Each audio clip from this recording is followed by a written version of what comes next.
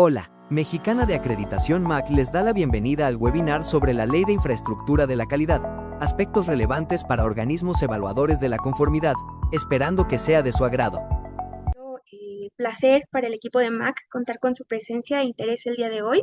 A continuación vamos a dar inicio a este webinar y bueno, para guiarnos en este camino tenemos el honor de contar con una experta de primer nivel, la maestra Denisa Amelia Narváez Suárez, egresada del Instituto Politécnico Nacional, quien cuenta con una sólida formación académica que incluye una ingeniería ambiental y 2 maestrías en medio ambiente y desarrollo integrado, así como en salud ocupacional, seguridad e higiene, con una destacada trayectoria profesional de más de 15 años. También es experta en implementación de sistemas de gestión bajo los estándares internacionales ISO 17025 e ISO 17020. Actualmente se desempeña como gerente de aseguramiento de la calidad en gestión y desarrollo de servicios para el medio ambiente. Asimismo, colabora como evaluadora líder en el padrón de MAC y cuenta con registro como agente capacitador, externo ante la STPS. Posee una vasta trayectoria como ponente en foros nacionales, destacándose por su dominio de las normas oficiales mexicanas y la Ley de Infraestructura de la Calidad. El día de hoy nos compartirá su visión estratégica y experiencia sobre el cumplimiento de la Ley de Infraestructura de la Calidad por parte de los organismos de evaluación de la conformidad. Maestra Denise, bienvenida, adelante. Muchas gracias, gracias por la invitación, gracias a Mac por la invitación y gracias a todos ustedes por acompañarnos el día de hoy. Espero que el camino que vamos a ver el día de hoy rápido sobre la ley de infraestructura pueda ser de valor para ustedes, ya sean evaluadores, ya sean organismos de evaluación de la conformidad o cualquier relación que tengan con el sistema de infraestructura, pues les dé una visión apegada a lo que establece la ley. Entonces, gracias y buen día para todos.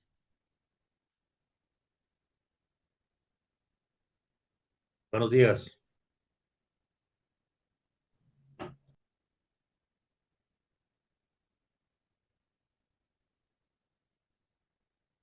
Bueno, vamos a compartir este material que preparamos con para ustedes. Voy a apagar mi cámara para permitir una mejor transmisión de datos y que no vaya a haber interrupciones. Entonces, pues justo como comentó Itzel, el día de hoy vengo a platicarles de la ley.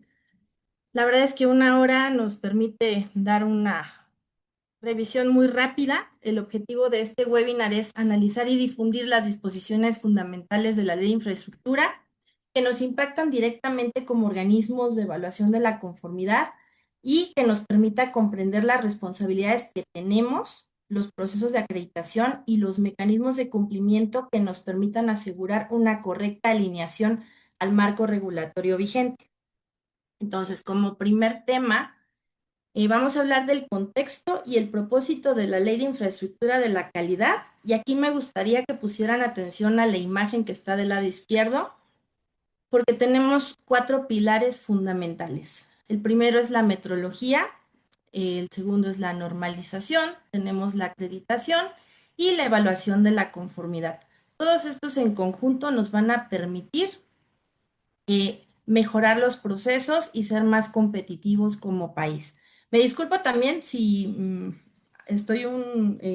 si empiezo a toser o algo, ando un poquito mal de la garganta, por eso estoy ronca, pero bueno, esperemos que no haya ningún detalle con ese tema.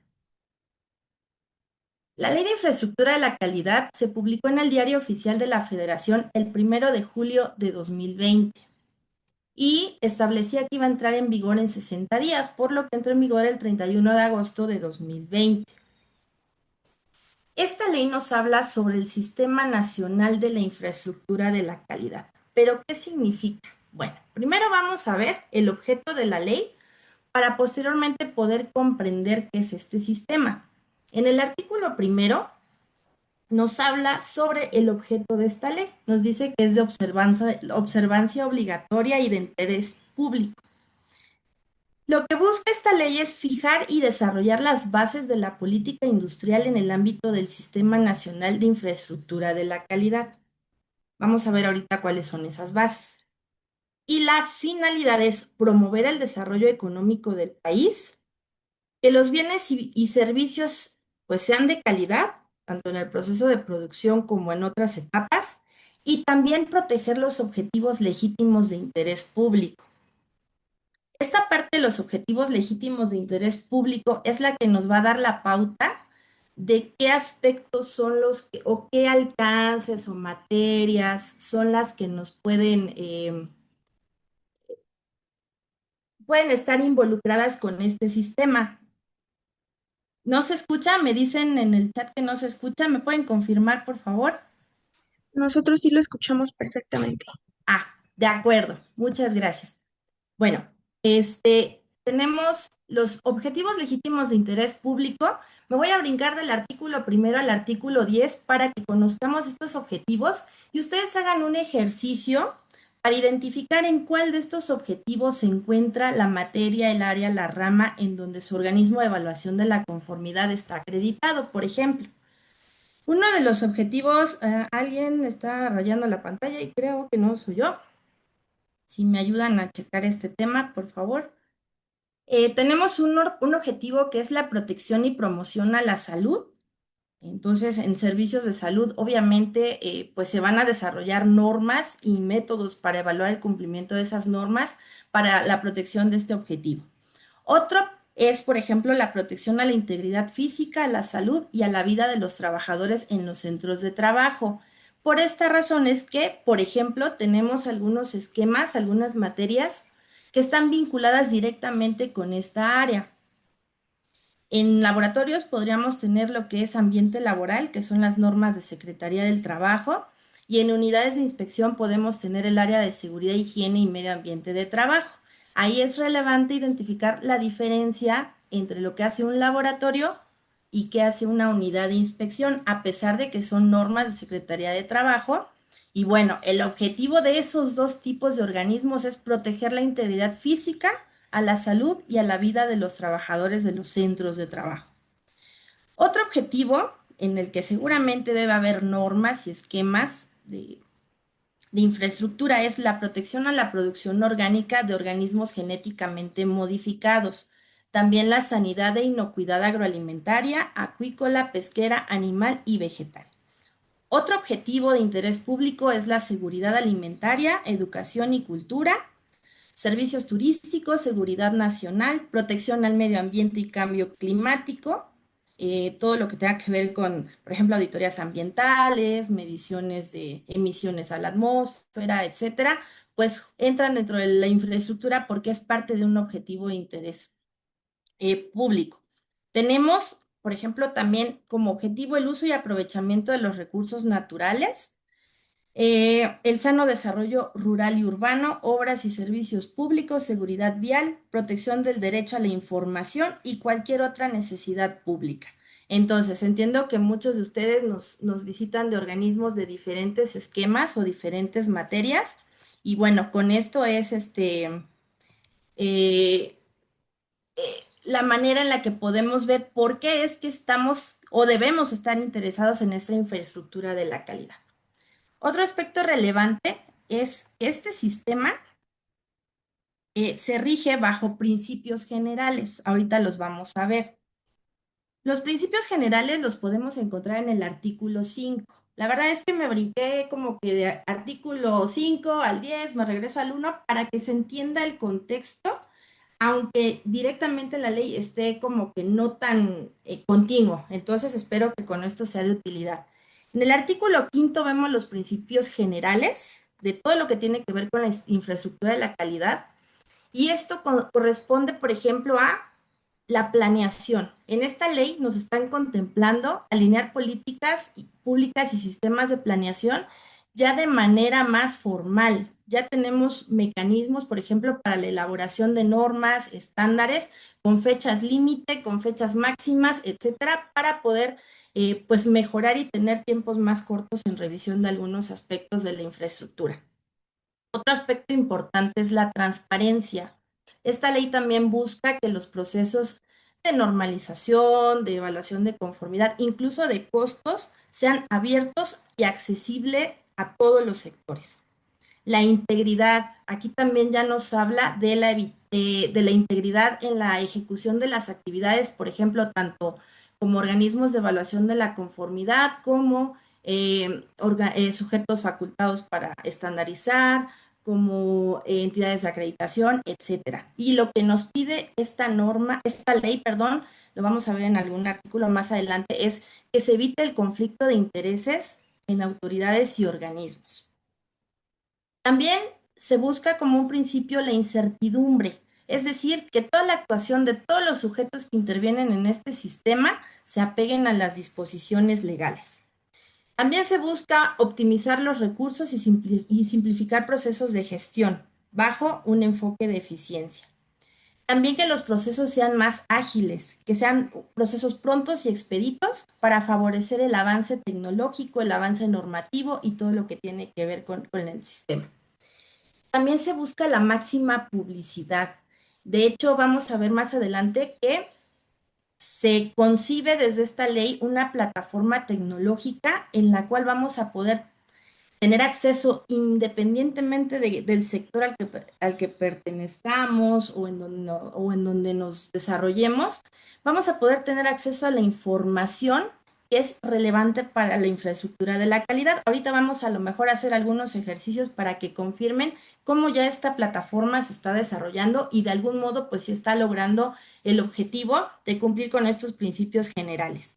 También se buscan mejores prácticas internacionales, como pues procurando cumplir con estos parámetros que no nada más aplican al país. También nos habla, obviamente, de la calidad, se refiere a la mejora continua, que seamos más competitivos, y la coherencia, que haya una armonización de las normas internacionales con las nacionales y que no haya barreras. Otro aspecto es la sostenibilidad, el desarrollo sostenible con un impacto positivo, es decir, aprovechar los recursos, pero asegurando que las generaciones futuras pues todavía tengan acceso a esos recursos y podamos continuar con ese desarrollo económico e industrial. Otra parte es la trazabilidad de las mediciones.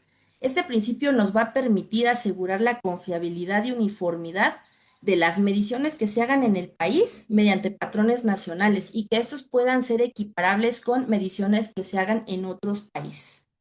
Y bueno, algo importante, también nos habla ya de la inclusión, que haya una igualdad. Entonces, estos son algunos principios generales que van a fortalecer o que van a abrazar a todo lo que es el sistema de infraestructura de la calidad. Entonces, ya que conocemos los principios, les voy a compartir justo el fundamento de la plataforma tecnológica integral de infraestructura de la calidad, que es la que nos va a permitir esa transparencia y ese acceso a la información. De acuerdo al artículo 4 de la ley, que es básicamente donde vienen las definiciones, nos dice que la plataforma es la solución digital donde se van a administrar y ejecutar de manera sistematizada los datos, procesos, trámites, servicios y actividades de normalización, estandarización, evaluación de la conformidad y metrología. Y bueno, se retoma esto en diferentes puntos de la ley. Por ejemplo, dice quién lo administra, quiénes están obligados a cargar información en esta plataforma, como las autoridades. Bueno, les voy a abrir aquí el link. ¿Me confirman si se ve la página de la plataforma o se sigue Sí, sí viendo se mi ve. presentación? Ah, No, sí se perfecto, ve. muchas gracias. Bueno, aquí les presento, por si no conocían a la plataforma de la que nos habla la ley, esta es la plataforma tecnológica de infraestructura, como vimos coincide con la definición que vimos y aquí en el encabezado vamos a poder ver que vienen los pilares de la normalización, estandarización, evaluación y metrología. Entonces, pues bueno, ahorita que regresemos ya a la presentación, vamos a ver cómo nos va a ayudar esta herramienta para lograr esa transparencia. Vamos a hablar ahora sí de los diferentes comisiones que existen. Y algo importante, en la ley dice que cada que se haga alusión a secretaría, se refiere a la Secretaría de Economía. Y en el caso de la Ley de Infraestructura de la Calidad, la Secretaría de Economía es la que va a encabezar todas las actividades de infraestructura de la calidad en el país. Y bueno, Por lo mismo, va a poder dirigir y coordinar dentro del Sistema Nacional de Infraestructura de la Calidad una Comisión Nacional de Infraestructura de la Calidad. ¿Qué es esta comisión? Bueno, se las presento. Esta comisión está integrada por diferentes sectores. El objetivo de esta comisión es que al ser multisectorial va a tomar en cuenta el punto de vista, la referencia a los intereses de los diferentes sectores que existen, público, privado, social y académico. Y con esto, pues vamos a evitar sesgos o tendencias hacia ciertos sectores o algunas, o al revés, ¿no? Beneficios o perjuicios a algunos otros que queden en estado de indefensión. Esta comisión se integra por un pleno de la comisión que tiene un presidente, tiene vocales, un secretario técnico y tiene diferentes grupos de trabajo que son apoyos técnicos y especializados dependiendo del tema en el que se quiera desarrollar algo. Entonces, esta es su estructura jerárquica y operativa. Y las atribuciones de esta comisión es proponer la política nacional y el programa nacional de calidad, coordinar acciones del sistema nacional, emitir opiniones sobre proyectos y normas, aprobar programas nacionales de normalización y evaluar el desempeño del sistema, entre otras. Entonces, bueno, este solamente es un resumen. Pero bueno, esta comisión, de algún modo, pues también va a intervenir en los diferentes pilares que tenemos dentro del sistema nacional. ¿Y cuáles son? Bueno, este sistema, la base de este sistema son los principios generales que vimos anteriormente y vamos a tener diferentes elementos. Uno importante es la normalización. ¿Por qué? Porque las normas nos van a dar las bases de especificaciones que se tienen que cumplir. Y bueno, esto se mantiene respecto al anterior. Las normas oficiales mexicanas siguen siendo obligatorias. También tenemos la parte de estandarización. Los estándares son documentos técnicos que son de carácter voluntario. Hay un artículo, creo que es el 73, que nos habla de algunas excepciones. O sea, se considera que los estándares son voluntarios, excepto en algunos supuestos. Más adelantito los vamos a ver. Tenemos también la parte de la metrología. Ya tenemos estándares que nos establecen especificaciones. Tenemos, tenemos normas que establecen especificaciones o requisitos a cumplir. Tenemos estándares que a lo mejor nos dicen cómo vamos a evaluar ese cumplimiento. Y muchos de esos estándares o normas tienen aspectos de medición. Es necesario hacer una medición para poder declarar si estamos cumpliendo o no. Por eso es que la metrología o la ciencia de la medición en este caso es la que nos va a ayudar a asegurar que esas mediciones sean confiables y que los que participan puedan emitir una decisión respecto a ese cumplimiento de manera confiable. Y finalmente tenemos un esquema que es la acreditación. Entonces vamos a ver cada uno de ellos. En normalización tenemos que las normas, eso está en el artículo 4, fracción 16, se emiten por las autoridades normalizadoras competentes. Vamos a ver, ese también es uno de los cambios que trajo esta ley. Y el objetivo es establecer reglas que deben cumplir ciertos productos, servicios o procesos. También puede establecer especificaciones o características aplicables, ¿de acuerdo? Y bueno, algunas pueden traer aspectos relacionados con terminología, mercado o etiquetado y de información. Por ejemplo, tenemos algunas normas de información comercial que nos dicen cómo deben estar identificados los productos y qué aspectos deben cumplir. Lo que es más común ahorita son en el área de alimentos, esos pentágonos de color negro que dice exceso de azúcares, etcétera. Ese es un ejemplo de una norma de etiquetado. Entonces, bueno, ahí es como podemos ver por qué es relevante. Y algo característico de las normas oficiales mexicanas es que son obligatorias. Aquí sí o sí tenemos que cumplirlas. Y, bueno, ¿quiénes elaboran esas normas? Como habíamos visto, dice que las autoridades normalizadoras. Anteriormente se les llamaba dependencias, las dependencias de gobierno. Ahora se les denomina autoridades normalizadoras y son justo dependencias de la Administración Pública Federal y pueden expedir tanto normas oficiales mexicanas como estándares, pero solamente del ámbito de su competencia, ¿de acuerdo? Y basado en una ley que establezca que tienen la facultad de emitir normas para regular ciertos aspectos. Por ejemplo, se me ocurre en el área ambiental, y perdón que dé muchos ejemplos del área ambiental, pero pues es que es mi formación, pero espero que pueda ser de ejemplo. Por ejemplo, el área ambiental tenemos diferentes leyes, la Ley General de Equilibrio Ecológico y Protección al Ambiente, que establece que la Secretaría del Medio Ambiente es la que va a instrumentar normas para regular aspectos, por ejemplo, de agua, de residuos peligrosos, de emisiones a la atmósfera, etcétera. Entonces, la Secretaría del Medio Ambiente solamente va a poder emitir normas en el ámbito de lo que él tenga como atribución vigilar. ¿De acuerdo? Entonces, eso es bien importante. Hay algunas normas que requieren más de una autoridad normalizadora. Se me ocurre, por ejemplo, en el área ambiental tenemos normas de residuos peligrosos. Ahí la norma que tenemos una que es de biológicos infecciosos que se generan, por ejemplo, en los centros de atención médica, ¿no? En los hospitales. Entonces, pues ahí entra Secretaría de Salud porque se generan en los hospitales.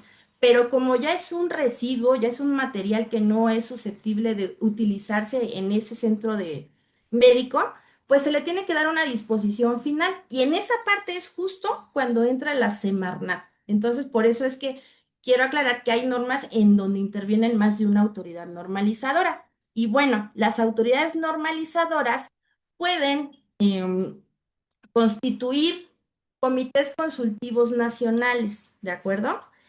La autoridad va a presidir estos comités y estos comités van a estar integrados por órganos multisectoriales. Es decir, vamos a tener también sector público, privado, incluso investigación, para tener diferentes puntos de vista y que sea una norma que considere una cuestión más integral y que no esté tendenciosa hacia cierto sector.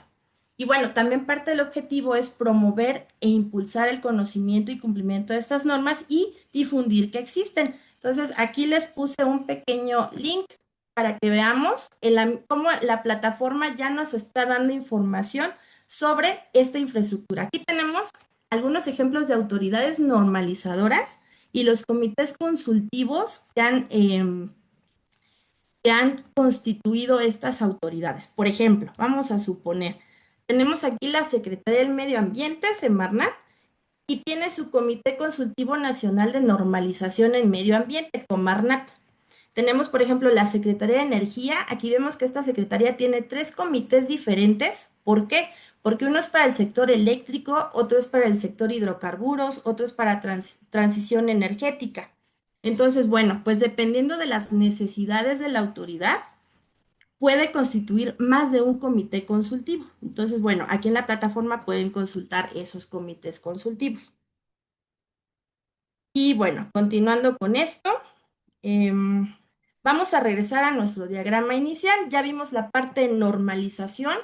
Ahora vamos a la parte de estandarización, ¿de acuerdo? La estandarización, como comentaba, son documentos técnicos que van a prever reglas, especificaciones, atributos o características. También pueden establecer formas de hacer mediciones o verificar cumplimientos y que van a aplicar a bienes, productos y servicios y procesos también. Y bueno, la característica principal de estos estándares es que son de aplicación voluntaria, pero en el artículo 73 nos dice que un estándar, o lo que antes conocíamos como NMX, las normas mexicanas, estos estándares se vuelven obligatorios si están referidos en una norma oficial, que sí es obligatorio. Entonces, eso es importante. Existen otros supuestos, por ejemplo, si hay acuerdos internacionales o algún tipo de convenio con otro país en donde también te exija el cumplimiento, ¿no? O alguna otra cuestión. ¿Quiénes elaboran estos estándares? Habíamos visto que las autoridades normalizadoras dentro de sus atribuciones era elaborar normas oficiales mexicanas y estándares. Entonces, pues en primera instancia tenemos a las autoridades normalizadoras, pero la ley considera otros actores que también podrían hacer estándares. Un ejemplo, y esto lo vemos en el artículo 93, son los organismos nacionales de estandarización.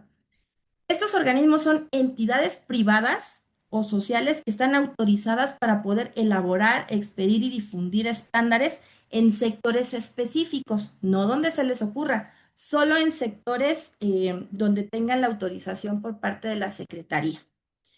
Y bueno, los otros que pueden elaborar estándares son los sujetos facultados. Estos están en el artículo 92. Ellos también, si tienen la intención de emitir estándares, pueden solicitar esa facultad. La diferencia con los organismos nacionales de estandarización es que los organismos nacionales son entidades privadas y los sujetos facultados pueden ser cámaras empresariales, asociaciones industriales, colegios de profesionales, incluso instituciones académicas que de algún modo pudieran solicitar esa facultad para poder realizar estándares. Y bueno, juntos, estos tres actores que pueden hacer estándares van a constituir en el Sistema Nacional de Infraestructura de la Calidad para poder emitir los estándares. ¿De acuerdo? Bueno, regresando a nuestro diagrama inicial, ya vimos normas, estándares y vámonos a metrología. En metrología, pues vemos todo lo que tiene que ver con la forma en la que vamos a medir, cómo vamos a asegurar que esas mediciones sean trazables y que sean confiables. Y bueno, dentro de lo que establece la ley es el uso oficial y único del Sistema General de Unidades de Medida. Este es el único que está autorizado. Hay excepciones también, si tenemos convenios con otros países donde se requiera reportar otro tipo de unidad, es posible, pero tiene que estar documentado en la plataforma tecnológica en su momento. Es de uso obligatorio en todo lo que es el país. Y bueno, aquí empezamos a ver una obligación que tenemos como organismos de evaluación de la conformidad. Nosotros, si parte de nuestras actividades es realizar mediciones o ensayos, esos informes tendrían que estar en apego al Sistema General de Unidades de Medida. Por ejemplo, aunque nuestro equipo de medición a lo mejor nos reporte en pies o en pulgadas, nosotros como laboratorio tendríamos que hacer la conversión para utilizar el Sistema General de Unidades de Medida. Entonces, eso es importante. Y las reglas para el uso están en una norma oficial que es obligatoria con base en lo que vimos ahorita, que es la norma 8 de Secretaría de Economía del 2021. Ojo, porque muchos ni se han enterado que ya existió y todavía siguen utilizando la SECOFI del 2002. Entonces, bueno, aquí es para que tomen notas si no se habían percatado que ya existe esta norma. Y bueno, en la metrología, ¿quiénes intervienen? Interviene principalmente el CENAM, el Centro Nacional de Metrología, que es un organismo descentralizado, sectorizado por la Secretaría, que va a hacer toda la investigación científica y el desarrollo tecnológico que tiene que ver con metrología y sus aplicaciones, ¿de acuerdo? También otra facultad que tiene el CENAM es almacenar nuestros patrones primarios de referencia. Ahorita vamos a ver qué es eso. ¿Y qué creen? Esta ley concibe otras figuras que a lo mejor ya existían, pero no estaban como tal nombradas y establece a los institutos designados de metrología. Estos institutos son entes públicos que están designados por el CENAM previa autorización de la Secretaría de Economía, que pueden representar al país en el establecimiento de patrones nacionales de medida y en prestación de servicios metrológicos conforme a sus capacidades de medición. Entonces, tenemos, por ejemplo, el INEC. El INEC es el que resguarda nuestro patrón nacional de ozono. Entonces, por ejemplo, las medidas que se hacen, las mediciones que se realizan para cuantificar el ozono, por ejemplo, en el ambiente, como la semana pasada que aquí en Ciudad de México estuvimos en contingencia por ozono, bueno, pues las mediciones que se hacen en esas estaciones seguramente se confirman, se verifican o se calibran con un patrón de ozono que resguarda el INEC. Otro ejemplo de instituto designado es el ININ, el Instituto Nacional de Investigaciones Nucleares. Él resguarda nuestro patrón nacional en materia de radiaciones ionizantes. Pero si se dan cuenta, el CENAM guarda todos los patrones o la mayoría de los patrones pero los que guardan los institutos tienen características peculiares. Por ejemplo, el más adecuado para que guarde o almacene el patrón de radiación, pues es el Instituto Nacional de Investigación Nuclear. ¿Por qué? Pues porque tiene el conocimiento técnico y la infraestructura para poder asegurar que se va a mantener de manera correcta, ¿de acuerdo? Entonces, por eso es que existen estos otros institutos designados. Y bueno, ya terminamos con metrología y ahora sí vamos con acreditación. Entonces ya vimos los diferentes actores de acreditación, de ahí vienen los organismos de evaluación de la conformidad, ¿ok? Por eso es que era importante este contexto. La acreditación, vámonos a lo que dice la definición del artículo cuarto. La acreditación eh, em, la pueden realizar personas morales debidamente autorizadas por la Secretaría de Economía. Ojo, estas personas morales van a poder conocer, tramitar y resolver solicitudes de acreditación y en caso de que el organismo demuestre la competencia y el cumplimiento con los criterios, pues emitir la acreditación a favor de él, ¿de acuerdo? Pero estoy subrayando en verde algo bien importante. Un ejemplo, pues ahorita este webinar está coordinado por MAC.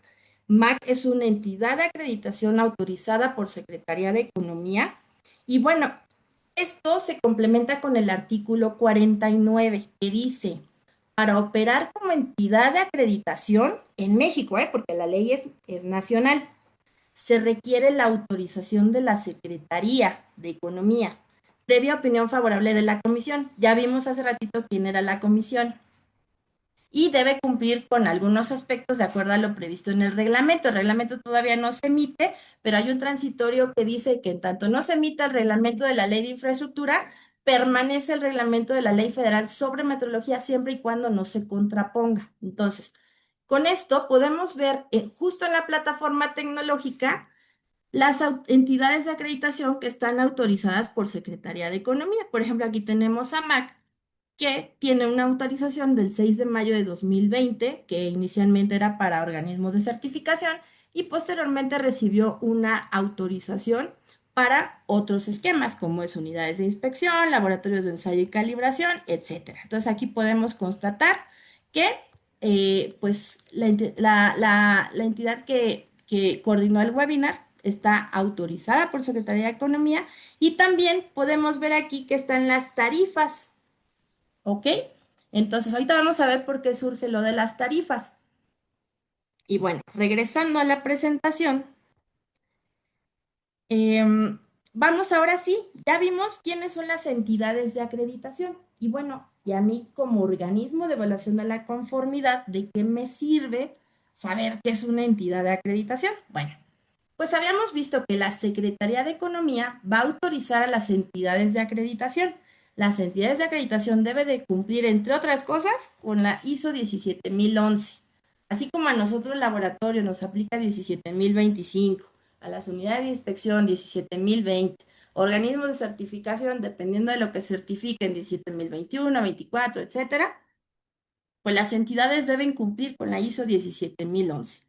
Y estas entidades van a poder acreditar laboratorios de prueba, ensayos, medición, calibración, entre otros, unidades de inspección, organismos de certificación, como lo comenté, de sistemas, personas o productos. Y bueno, pues justo esto coincide con el artículo 53 de la ley. El artículo 53 nos dice los tipos de organismos de evaluación de la conformidad que se consideran dentro del sistema y son justo los que les comentaba ahorita y agrega otros proveedores según reglamento. Entonces tenemos que esperar qué dice el reglamento para ver o conocer quiénes son estos proveedores.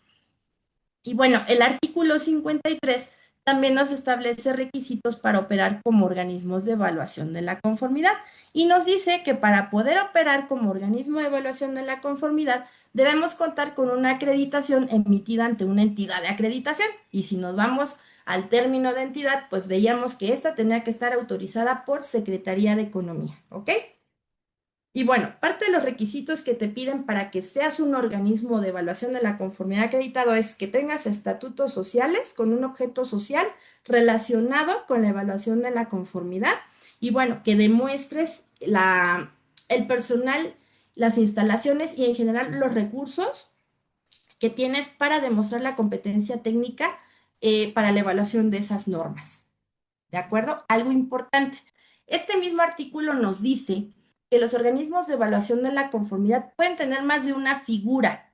O sea, no nada más pueden ser laboratorios y está prohibido que sean unidades. No, pueden ser laboratorios, unidades, organismos de certificación, pero se tiene que asegurar de que no implique un conflicto de interés o una afectación a los objetivos legítimos que vimos hace rato. ¿De acuerdo? Y bueno, siempre que cumpla con la ley, entonces puede tener más de una acreditación para diferente tipo de organismo de evaluación de la conformidad y debe demostrar que es imparcial, confiable y que no tiene conflicto de interés de acuerdo a las establecido en las normas. Y bueno, pues eso es algo de lo que como organismos de evaluación de la conformidad, de antemano, la ISO que nos aplica ya nos lo requiere. Tenemos que demostrar que somos imparciales y que no tenemos conflicto, incluso por las actividades del organismo, ¿de acuerdo? Entonces aquí es donde entra esa parte del 4.1, casi siempre está en el 4.1, de 17.020, de 17.025, de 17.021, de 17.024, etcétera. Y bueno, nos dice que una vez que obtuvimos la acreditación por la entidad, las personas interesadas en evaluar la conformidad de normas, estándares o normas internacionales van a o deberán presentar la solicitud de aprobación ante la autoridad normalizadora, ¿de acuerdo? Y bueno, para eso pues también nos piden estatutos sociales, nos piden un plan de actividades, un plan de trabajo, un plan anual, ajá, de actividades. Debemos también demostrar nuevamente el objeto social, que nos apegamos a las normas que decimos que vamos a utilizar, que tenemos un sistema de gestión y que tenemos la capacidad, ¿de acuerdo? Esto va a garantizar la competencia, la imparcialidad y el desempeño confiable de los organismos de evaluación de la conformidad. Ojo, al día de hoy hay materias o esquemas que todavía no contemplan un esquema de aprobación. Pero bueno, la ley nos dice que si sí lo hay, una vez que obtengas tu acreditación, deberás solicitar esa aprobación. Entonces, esto está en el artículo 55. Y aquí les pongo un resumen de las obligaciones que tenemos como organismos de evaluación de la conformidad. Esto está en el artículo 56. Los organismos deben apegarse a las normas y reglas. Más adelantito vamos a ver que hay sanciones cuando no lo hacemos, ¿de acuerdo? Entonces, uno es apegarnos a las normas y a las reglas. Otro es actuar de manera imparcial y no discriminar. Ya habíamos visto uno de los principios del sistema. Y bueno, pues aquí no debemos ser no podemos ser un organismo que discrimine, ¿no? No, a ellos no les trabajo por X razón, ¿no? Porque tienen una religión o lo que sea.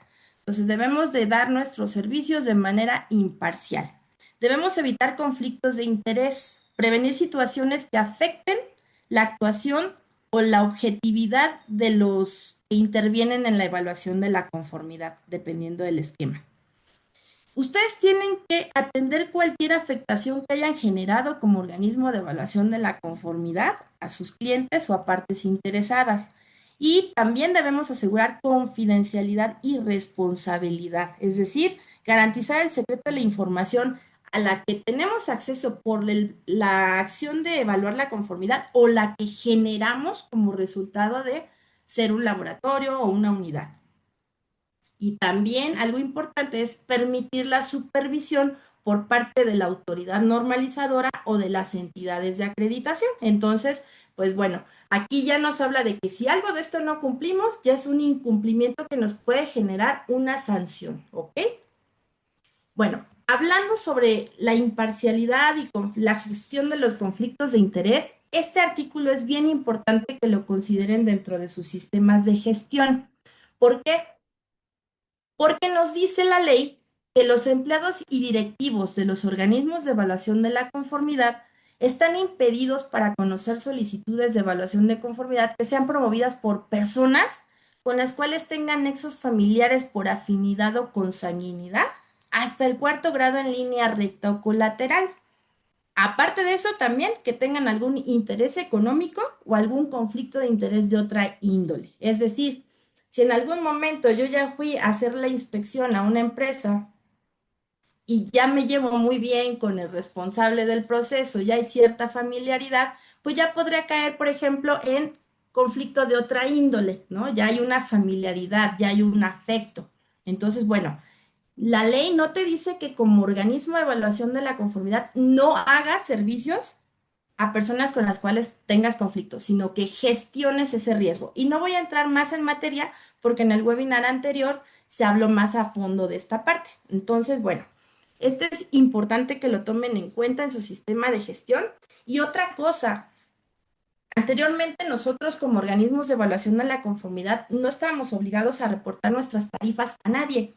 Pero ahora esta ley, justo porque busca competitividad y transparencia, nos pide tanto a las entidades de acreditación como a los organismos de evaluación de la conformidad que entreguemos a la Secretaría de Economía nuestro listado de tarifas y precios, ¿de acuerdo? Si tienes contemplado aumentar tus precios, tienes que mandar ese listado 20 días hábiles antes de que implementes ese cambio. ¿Por qué? Porque estrictamente, bueno, ahorita en teoría, porque sí se está actualizando la plataforma, pero no como que no va tan al día, pero se supone que en algún momento se busca que esas tarifas estén vigentes y disponibles en la plataforma, ¿de acuerdo? En la plataforma tecnológica.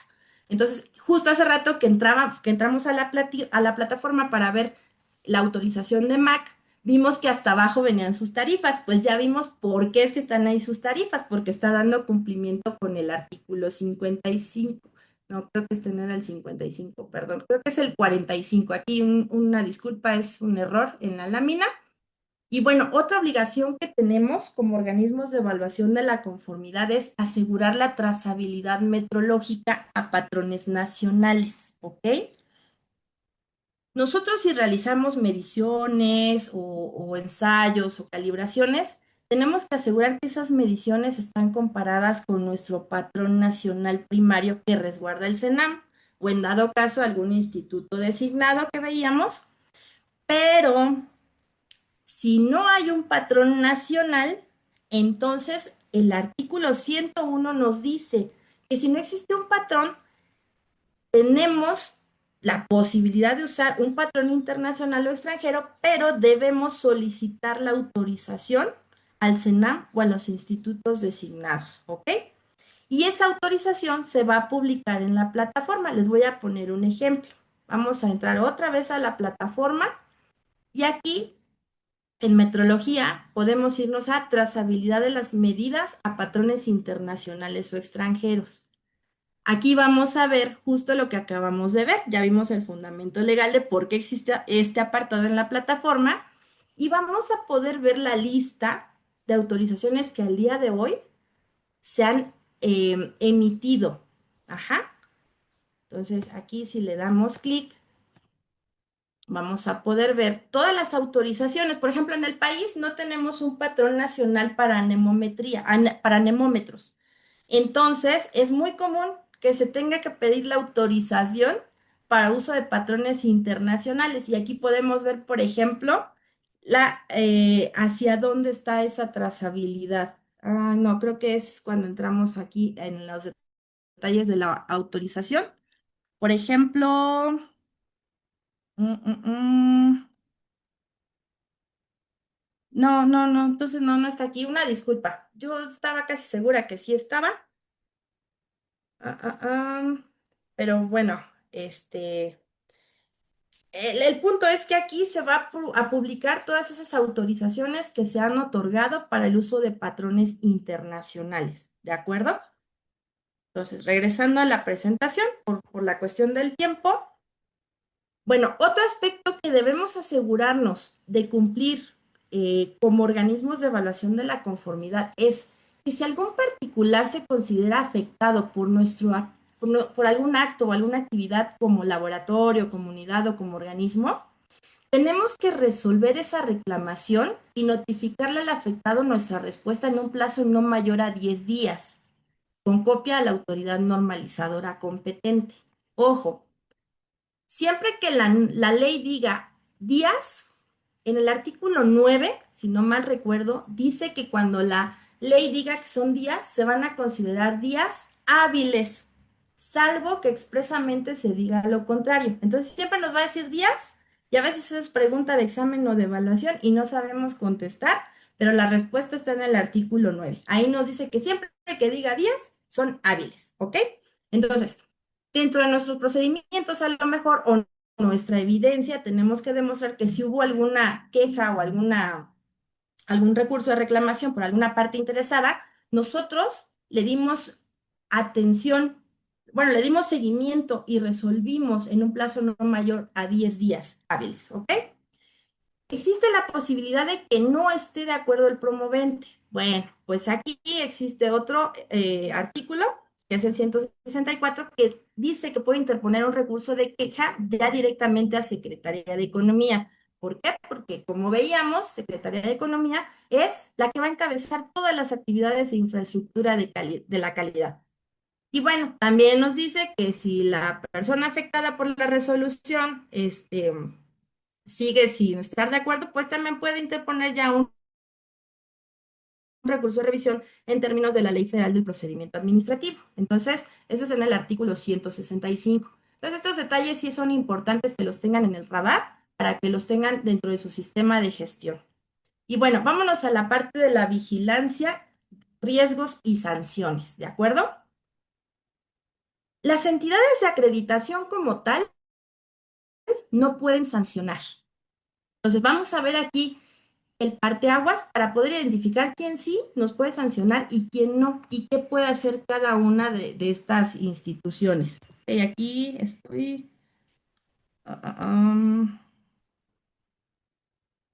Ok, bueno.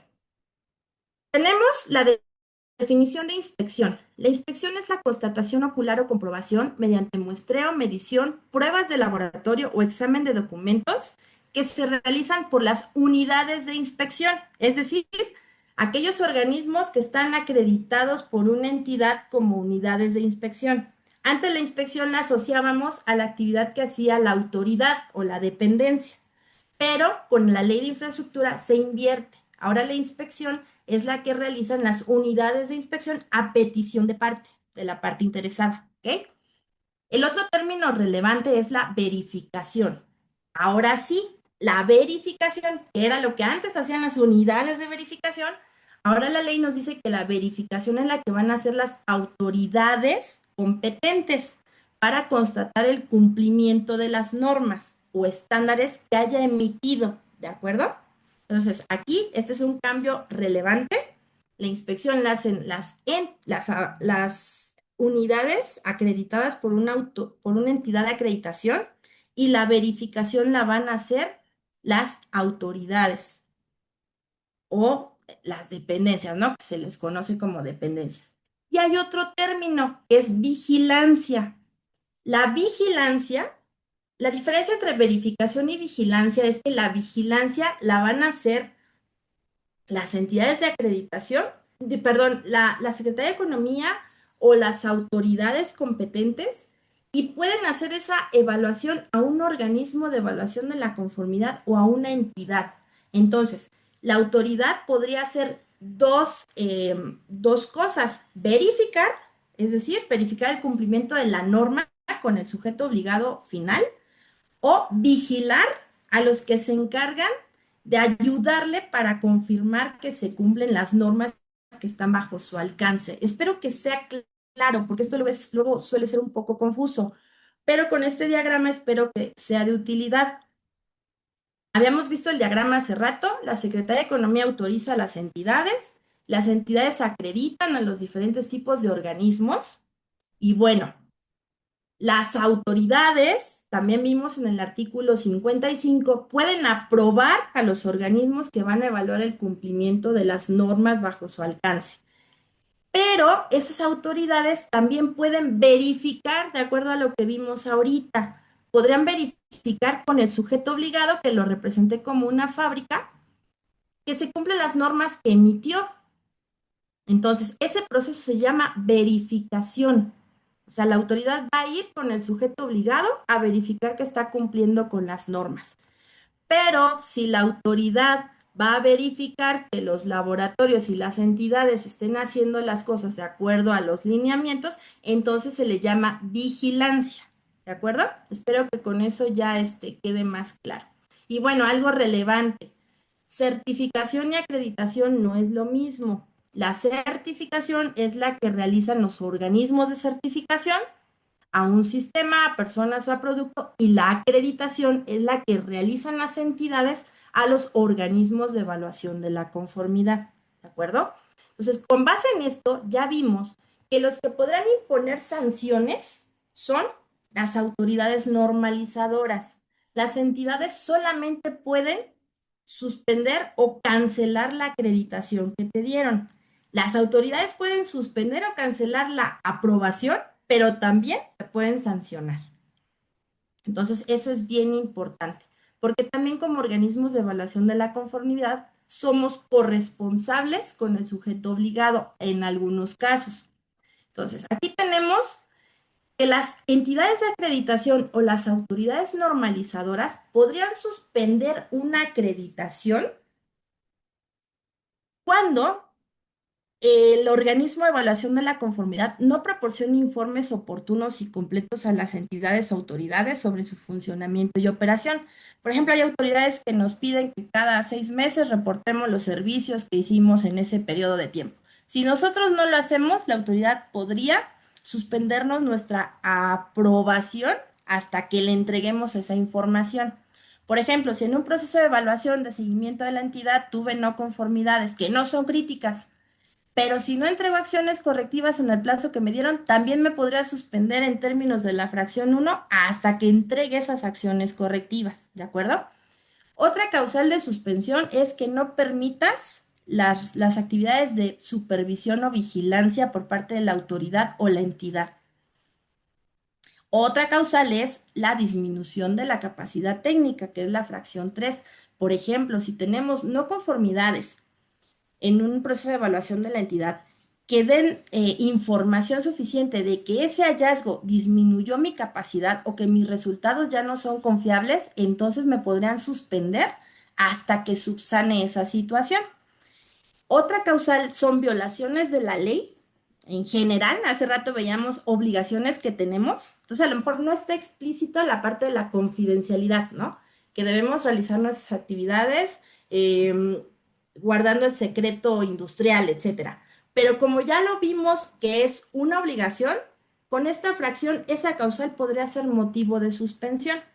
Otra cuestión importante es, si no reportamos cambios, por ejemplo, si a mí me acreditaron en las instalaciones en Guadalajara y yo me fui a Aguascalientes sin avisar, pues bueno, si la entidad o la autoridad se entera, me puede suspender, ¿ok? Porque no avisé ese cambio. Otra es por no cumplir requerimientos que establezcan las autoridades o las entidades, incumplir responsabilidades o también por utilizar métodos o normas diferentes a lo que está establecido en las normas oficiales mexicanas o estándares que yo en mi solicitud de acreditación y aprobación indiqué que iba a utilizar para evaluar la conformidad. Entonces, la suspensión es un proceso temporal. Pueden haber suspensiones parciales solamente en el alcance afectado por la causal que está motivando esa suspensión, o sí puede haber una suspensión total. Entonces, si a lo mejor me falla un equipo, pues me van a suspender el método donde utilizo ese equipo, pero la suspensión sí es posible recuperarse. Entonces, en cuanto tú subsanes lo que motivó esa suspensión, seguramente te van a retirar esa suspensión y vas a poder trabajando de manera normal. Y otra cuestión u otra acción que pueden hacer tanto las autoridades como la entidad es cancelar. Eso es un poco más crítico, bueno, no un poco, un mucho más crítico, porque aquí ya definitivamente te retiran tu aprobación o tu acreditación. Entonces vamos a ver algunas causales de cancelación pues para que tengan cuidado y no lo vayan a hacer. Por ejemplo, emitir documentos con datos erróneos o falsos. Aquí no dice erróneos, sí, me equivoqué, pero fue sin dolo. No, ahí dice erróneos. Entonces sí podría ser causal de cancelación. Otro es negar el servicio sin justificación.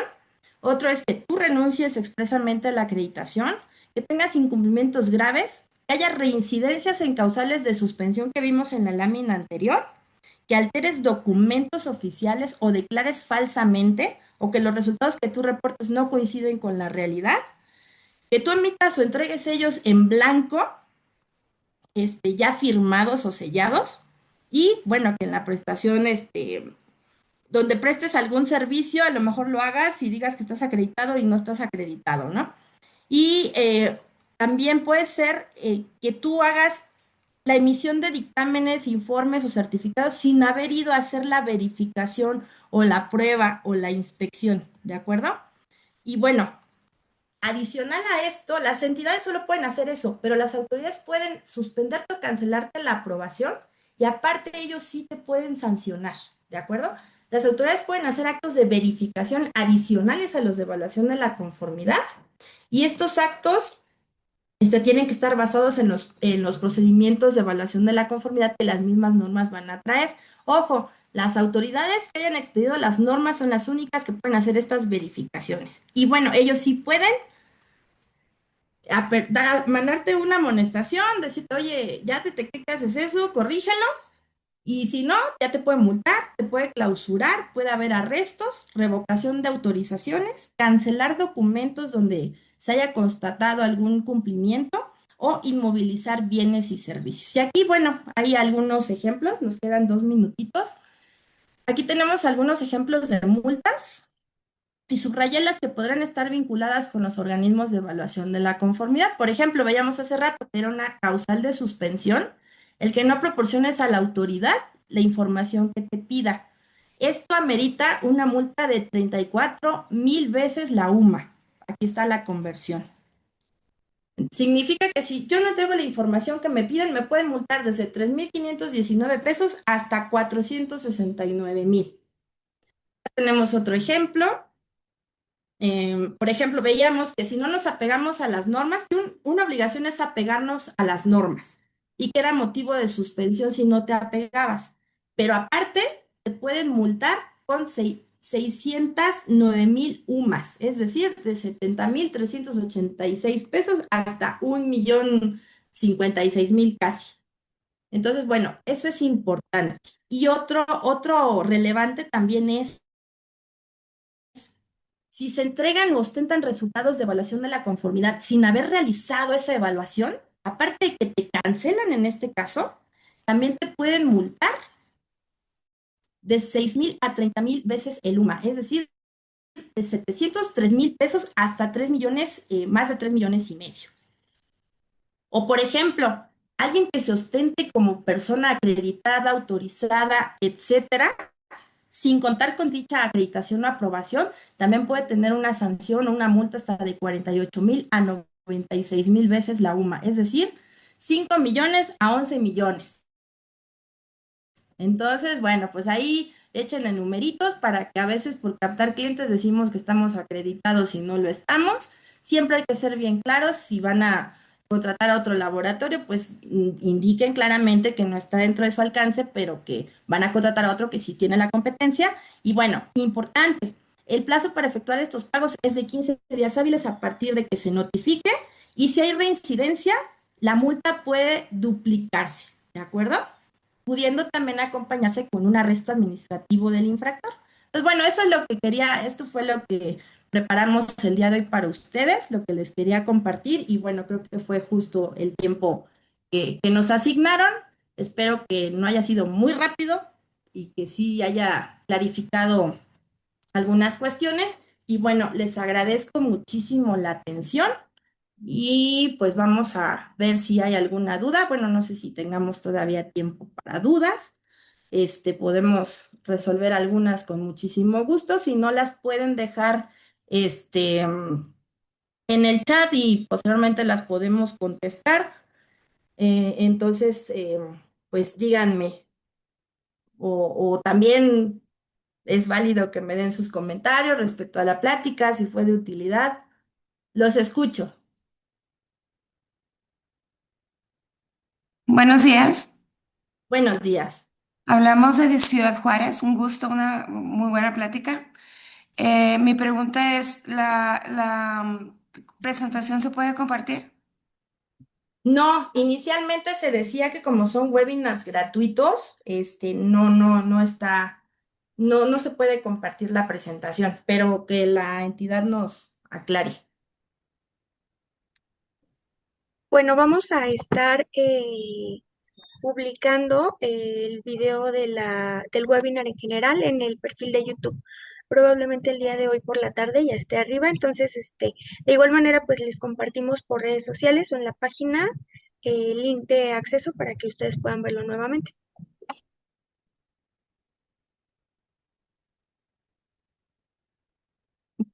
Perfecto, muchas gracias por tu apoyo. Entonces, bueno, no se puede compartir la presentación, pero sí va a estar disponible el video para que puedan verlo.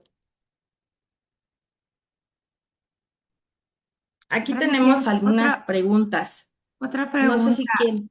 Sí. Disculpa, la plataforma a la que estaban hablando, ahí va a venir la mayor parte de la información que vimos. Pues es que en realidad viene en la ley. O sea, en la ley viene, toda la información que vimos en las láminas están Sí. en la Ley de Infraestructura de la Calidad y Ah, en la plataforma lo que vamos a encontrar es, de alguna manera, el cumplimiento de lo que nos dice esa ley. ok. Y para Si quieren, registrarnos ahí, ¿cómo sería? no necesitan registrarse, solamente entran a la plataforma. Les voy a poner el link de acceso en el chat. Y de ahí pueden consultar toda la información que vimos, no necesitan registrarse. Como veíamos, el objetivo es que sea pública y de acceso, bueno, de fácil acceso para cualquier parte interesada. Ok, muchas gracias. Al contrario, aquí veíamos que nos decían que si no coincidían las tarifas de la plataforma. Quiero mencionar que si bien es cierto, esa plataforma va a ser un instrumento que nos va a permitir tener información clara y oportuna. Ahorita hay muchas discrepancias, o sea, como que todavía no se está actualizando al día, está todavía en proceso de desarrollo. Entonces, ahorita pudiera ser que no coincidan, incluso que hayan organismos de evaluación de la conformidad acreditados y aprobados y que todavía no aparezcan en las plataformas. O también pudiera ser que mm, las tarifas pues sean a lo mejor de 2025 y aunque ya las entidades y los laboratorios, unidades, organismos mandaron actualmente sus tarifas a Secretaría de Economía, pues Secretaría de Economía todavía no las ha cargado. Entonces ahorita pues sí puede haber diferencias. Em, ¿Alguna otra pregunta? Sí, sí, resolví la pregunta.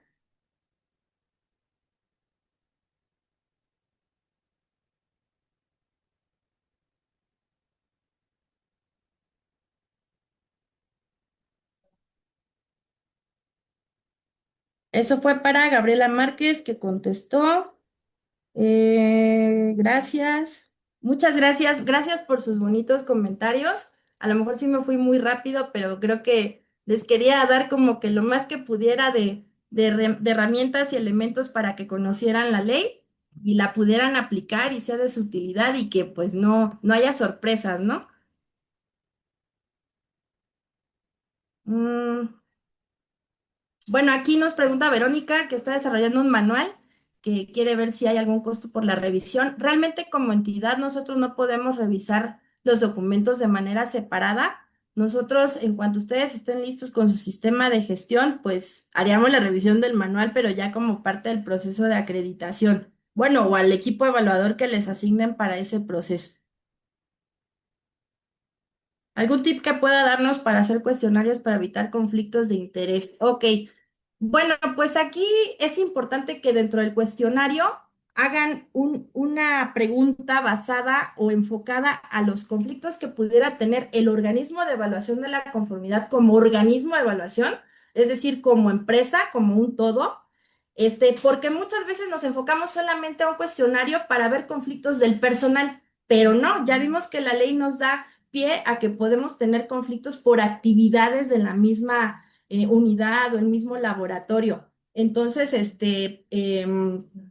importante que tomen en cuenta preguntas sobre las relaciones o las actividades que tiene ese organismo y qué conflictos podría generar, y considerar dentro de las preguntas si hay algún familiar que esté asociado con la actividad a la cual yo voy a evaluar la conformidad. Porque si tengo, por ejemplo, un primo que es el jefe de seguridad e higiene, y si yo le voy a hacer un estudio de iluminación y está fuera de norma, pues a lo mejor con ese estudio ya lo voy a afectar o ya lo van a cuestionar en su trabajo, y de algún modo pudiera que yo no sea imparcial, porque voy a decir, no, porque qué tal que lo saco fuera de norma y lo corre, ¿no? Y es mi primo. Entonces, ese es el tipo de alcance que debe tener el cuestionario. ¿Algo más?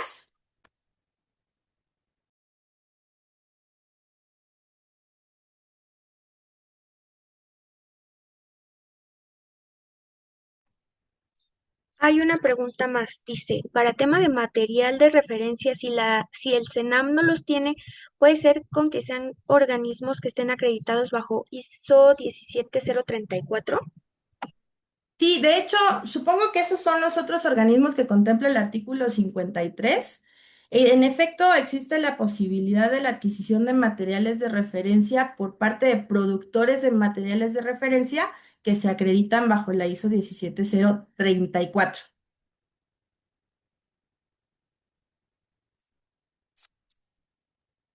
Sí, espero haber resuelto la No duda. está manejando otra antes que la tuya.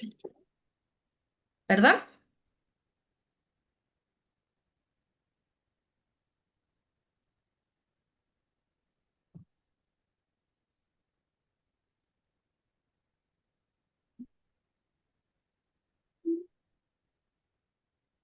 ¿¿Algún otro comentario? Ok, ahí Todo me mío. están pidiendo mi correo. Bueno, ahí sí tendrían que verlo con la entidad. Realmente ahorita, pues yo fui, a mí la entidad me solicitó el apoyo con el webinar, y bueno, no sé si sea posible ese contacto directo con ustedes, pero bueno, con gusto pueden preguntarle a la entidad, y si ellos no tienen inconveniente, con muchísimo gusto. Yo que le puse aquí. ¿Dónde está mi... Creo que hay un micrófono abierto de iPhone de Rafael, entonces si nos puede apoyar apagándolo, le agradeceríamos bastante. Eh, M. Corona pregunta, ¿la entidad puede acreditar a laboratorios de ensayo en la rama de sanidad vegetal ISO 17025? Sí, actualmente Mac tiene ese alcance, tengo entendido, Ok. pero ahí sí que nos ayude a contestar Mac. Sí, nosotros nos comunicamos con él para darle respuesta más específica respecto a lo que está buscando. Dice otro comentario, yo soy nueva en este tema, ¿qué me sugiere consultar para poder entender mejor todos estos conceptos y requisitos? Bueno, dicen que la práctica hace al maestro. Yo lo que les recomiendo es que lean detenidamente la ley. La verdad es que yo esta ley la empecé a leer desde que estaba en proyecto, desde que estaba por salir, y poco a poco, entendiendo cada requisito, cada artículo más bien, pues fue como empecé como que a aterrizar cosas y a vincularlo, sobre todo porque hay veces que tienes un artículo al inicio y se vincula con otro que está después del 90, y eso es lo que a veces cuesta un poquito de trabajo. Pero yo creo que con capacitación, cursos, sin ningún problema van a poder entender. Lo relevante es identificar a los diferentes actores del sistema de infraestructura de la calidad, entender la diferencia entre acreditación, certificación, inspección, qué es una autoridad normalizadora, quién hace qué. Esa identificación y claridad es la que nos va a hacer que podamos entender de mejor manera la ley. Creo que ese sería el tip. Bueno, también preguntan cómo puede ser experto técnico en Mac. Para esto les pedimos que nos apoyen mandando correo al correo de recursos @mac, C de casa obviamente, _medio acreditación.com, y bueno, por ese medio les podemos apoyar compartiéndoles los requisitos.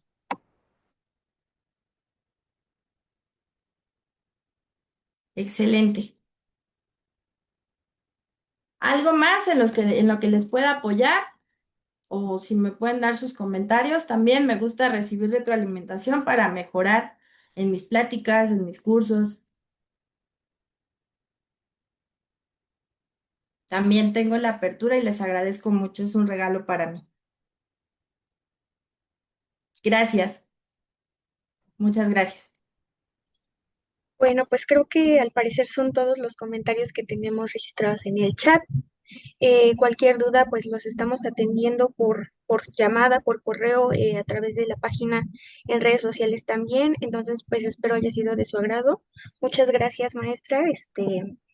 Le agradecemos su apoyo infinitamente y pues nada, como les comentábamos, vamos a estar publicando en el transcurso de la tarde el video de este webinar. Les compartimos también en el chat el link de acceso a la página de YouTube. Y pues nada, estamos al pendiente si requieren algo más. Muchas gracias por su participación a todos. Hasta luego, muchas Gracias a todos, mucho gusto. Hasta luego. Denise, excelente, gracias. Gracias, Mac, hasta luego. Gracias. Excelente, maestra. Muchas gracias. Todo el equipo de MAC le agradece sinceramente su participación en este webinar. Confiamos que la información compartida haya sido de su interés y de su utilidad. Para obtener más información le invitamos a visitar nuestra página web www.entidad-acreditación.com o a comunicarse con nosotros a través de nuestro correo contacto @mac-acreditación.com. Porque la calidad es el estándar que nos define, Mexicana de Acreditación.